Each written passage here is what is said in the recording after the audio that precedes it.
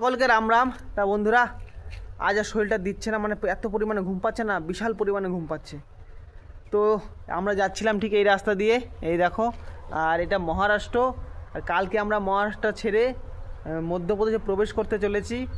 আর ঠিক আজকে একটা সেট করা আছে এরকম টিনের একটা হোটেল।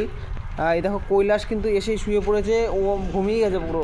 আর এই পাশে কিন্তু একটা হোটেল চাই, দেখো এখানে বন্ধ রয়েছে, হোটেল বন্ধ করে দিয়েছে এখানেই। আর ও পাশে কিন্তু রয়েছে তোমার ভুট্টা ক্ষেত, এই দেখো চারো সাইডে ভুট্টা ক্ষেত, এরকম পেছনে কিন্তু পুরো ভুট্টা ক্ষেত, তুলো ক্ষেত।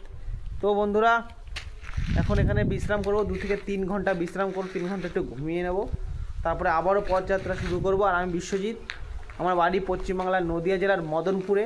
তো আমি সেখান থেকে পায়ে হেঁটে ভারতের 3 ধাম 11 জ্যোতির্লিঙ্গের পদযাত্রা শুরু করেছিলাম জানুয়ারি মাসের 5 তারিখে।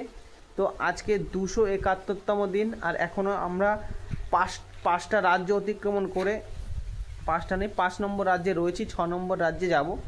তো বন্ধুরা, তোমরা সকলে ভালো থেকো, আর বিশেষ করে আমার পশ্চিমবাংলার বাঙালি বন্ধুরা আমাদের সাথ দিও, কারণ আমার বেশিরভাগ ভিডিওটাই বাংলায় হচ্ছে। আর তোমরা যেহেতু মানে বাংলা ভাষা সকলে বোঝে না, তাই তোমরা যদি আমার পাশে থাকো অনেকটা মানে কি বলবো সাহস পাই আমরা। তা বন্ধুরা, তোমরা সকলে ভালো থেকো, তাহলে আবারও দেখা হচ্ছে অন্য কোনো ভিডিওতে, অন্য কোনো সফরে। হর হর মহাদেব।